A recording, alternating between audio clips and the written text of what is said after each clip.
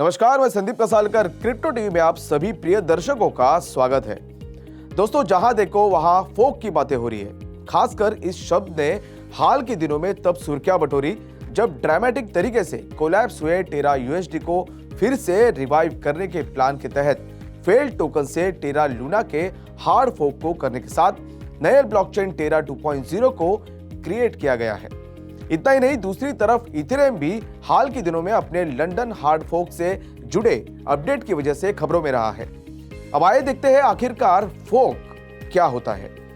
तो दोस्तों, कोई भी सॉफ्टवेयर को बेहतर ढंग से परफॉर्म करने के लिए कांस्टेंट अपडेट्स की जरूरत होती है।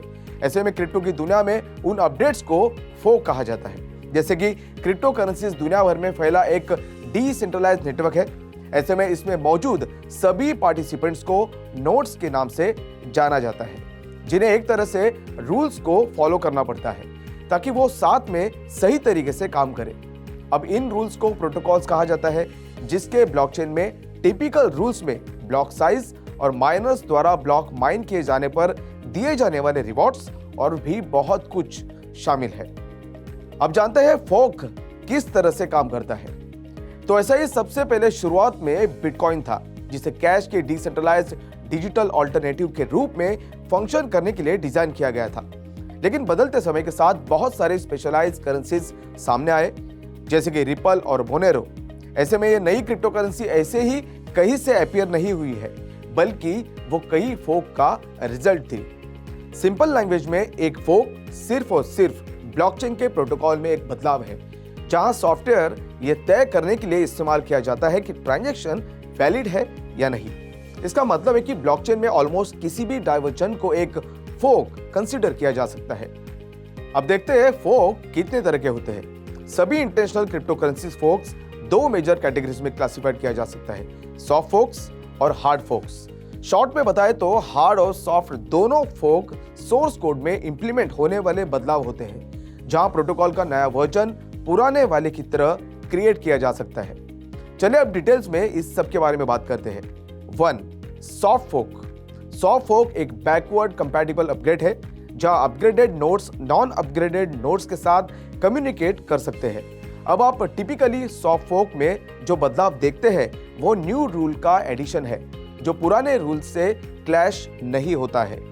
हालांकि सॉफ्ट फोक तभी पॉसिबल है जब ज्यादातर यूजर्स पूरे ब्लॉकचेन पर नए रूल्स को लागू करने के लिए नए वर्जन अपग्रेड के ऑप्शंस को चुनते हैं। यानी एग्जांपल के तौर पर अगर किसी पेरेंट्स का डाइवोर्स हो जाता है तो उसे कुछ करना नहीं है, बल्कि उसे अपनी लाइफ को कुछ नए रूल्स के साथ जीना होता है। तो आइए देखते हैं सॉफ्ट फोक से जुड़े कुछ examples. Block size limit. Initially bitcoin में ब्लॉक साइज लिमिट नहीं हुआ करती थी, बल्कि सॉफ्ट फोक के जरिए 1 MB के रिस्ट्रिक्शंस को इंट्रोड्यूस किया गया था। पे टू स्क्रिप्ट हैश। ये फंक्शन बिटकॉइन के नेटवर्क में मल्टी सिग्नेचर एड्रेसेस को इनेबल करके स्ट्रक्चर को बदले बिना कोड को इनहांस करता है। तो दोस्तों, सॉफ्ट फोक के बाद अब बात करते हैं हार्ड फोक्स। तो हार्ड फोक ठीक सॉफ्ट फोक की तरह ही ब्लॉकचेन टेक्नोलॉजी से रिलेटेड टर्म है, लेकिन बता दें कि दोनों ही एक दूसरे से बिल्कुल अलग है। यानी जब हार्ड फोक होता है तब इसके पीछे का आइडिया यह है कि ओल्ड ब्लॉक्स नए ब्लॉक से इतने पुराने और डिफरेंट है कि माइनर का ओल्ड सॉफ्टवेयर काम ही नहीं करेगा। मतलब यह हुआ कि आपने कार खरीदी है, जिसे चलाने के लिए आपको एक नई चाबी मिलेगी, ना कि पुरानी। ठीक उसी तरह से हार्ड फोक ब्लॉक स्ट्रक्चर में चेंजेस लाता है। इस वजह से नेटवर्क पर पार्टिसिपेट करने वाले सभी लोगों को इस बदलाव को अपनाना पड़ता है।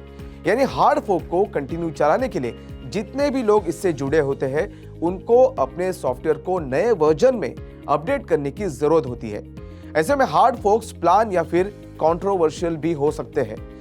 पहले मामले में अपडेट को प्रोजेक्ट के रोड मैप में शुरुआत से ही बताया गया होता है, जिसका मतलब है कि पूरी कम्युनिटी नए चेन में मूव हो जाती है, जबकि पुराने को छोड़ दिया जाता है। वही एक कंट्रोवर्शियल फोक तब होता है जब कम्युनिटी मेंबर्स फंडामेंटल इश्यूज पर एग्री नहीं हो सकते, जिसके रिजल्ट के रूप में एक ग्रुप कोड में सिग्निफिकेंट चेंजेस करते हुए इसके आधार पर नई डिजिटल एसेट के साथ एक नई चेन बनाता है।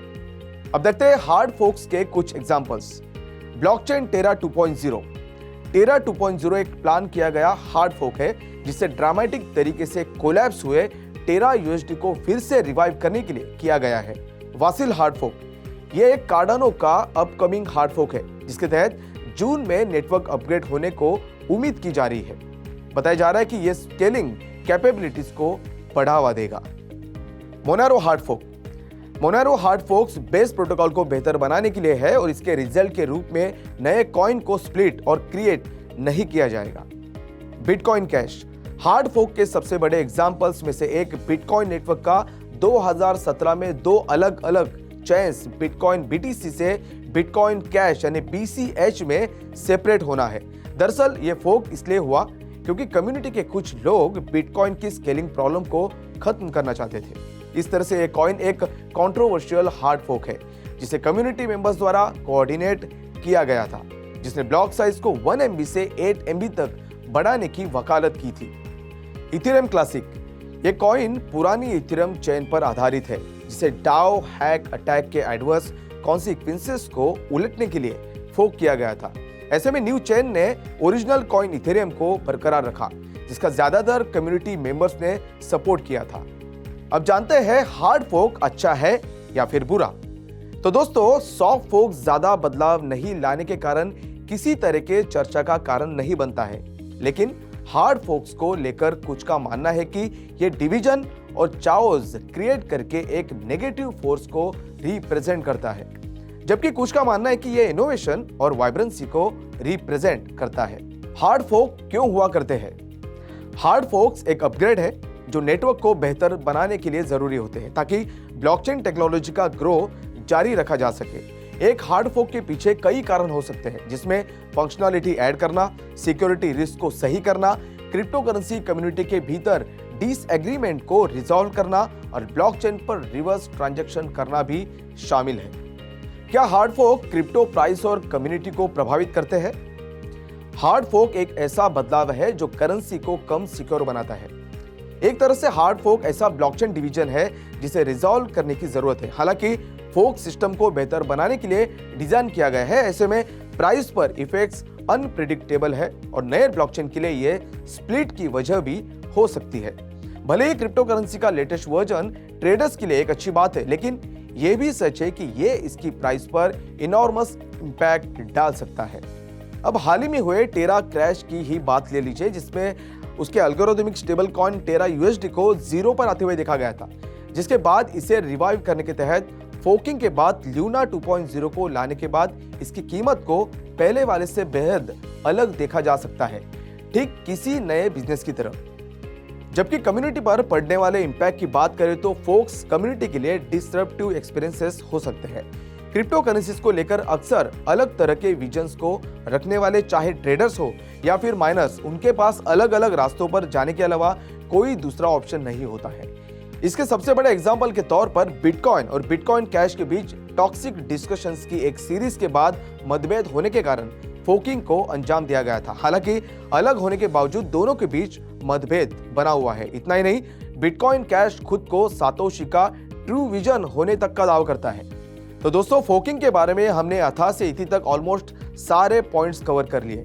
Now last but not the least, अब हम इकोनॉमिक इंपैक्ट ऑफ फोकिंग को एक्सप्लोर करते हैं और जानते हैं कि बड़े इन्वेस्टर जैसे कि वेल्स या लार्ज ट्रेडर्स या बिग ऑर्गेनाइजेशन जिनके पास millions and billions of dollars की वेल्थ है, वो किसी तरह से हार्ड फोक को एक गोल्डन अपॉर्चुनिटी की तरह देखते हैं। जैसे ही वेल्स को पता चलता है कि फोक होने वाला है, जिसके तहत आप जितने पेरेंट टोकन ओन करते हैं उसके बदले में 1:1 रेशो में आपको नए टोकन्स फ्री में मिलेंगे। वेल्स और लार्ज इन्वेस्टर फोकिंग से पहले उसके मैक्सिमम कॉइन्स या टोकन खरीद लेते हैं ताकि फोकिंग के बाद उनके पास लार्ज अमाउंट में नए टोकन्स आ जाते हैं। उनका इन्वेस्टमेंट इतना बड़ा होता है कि वो जैसे चाहे वैसे मार्केट में उस कॉइन को प्राइस को ड्राइव कर सकते हैं। फॉर एग्जांपल, क्विक कैश कमाने के लिए वेल्स ने एक साथ फ्रीली मिंटेड कॉइन्स बेच दिए। वेल्स का तो फायदा होगा, लेकिन लार्ज सेल ऑफ के कारण ओरिजिनल टोकन और फोक टोकन दोनों के प्राइस क्रैश हो सकते हैं। इन शॉर्ट, हार्ड फोकिंग का टाइम बहुत ही अनस्टेबल होता है। We are just illustrating hypothetical situation for educational purpose only. Hard forking से पहले ट्रेडिंग करनी चाहिए या नहीं, ऐसा कोई भी फाइनेंशियल डिसीजन लेने से पहले please seek the guidance of professional financial adviser. और हाँ, ये trading possibility of getting free fork coin सिर्फ हार्ड फोकिंग में ही अवेलेबल होती है। सॉफ्ट फोकिंग में ऐसा कोई भी ऑप्शन नहीं होता है। तो दोस्तों, ब्लॉकचेन नेटवर्क के लॉन्ग टर्म सक्सेस के लिए हार्ड फोक्स और सॉफ्ट फोक्स क्रूशियल है। ऐसे में सेंट्रल अथॉरिटी की कमी के बावजूद वे हमें डिसेंट्रलाइज सिस्टम में चेंजेस और अपग्रेड्स करने की अनुमति देते हैं। फोक्स डेवलपमेंट के साथ ब्लॉकचेन और क्रिप्टो करेंसी के लिए न्यू फीचर्स को इंटीग्रेट करना मुमकिन बनाता है, जिसे इनोवेशन के रूप में देखा जाता है। तो हाल के लिए बस इतना ही। ऐसे ही ब्लॉकचेन, क्रिप्टो से जुड़ी जानकारी और अन्य खबरों को लेकर मैं संदीप कसलकर फिर आपसे मिलूंगा। तब तक के लिए बने रहिए हमारे साथ और देखते रहिए क्रिप्टो टीवी।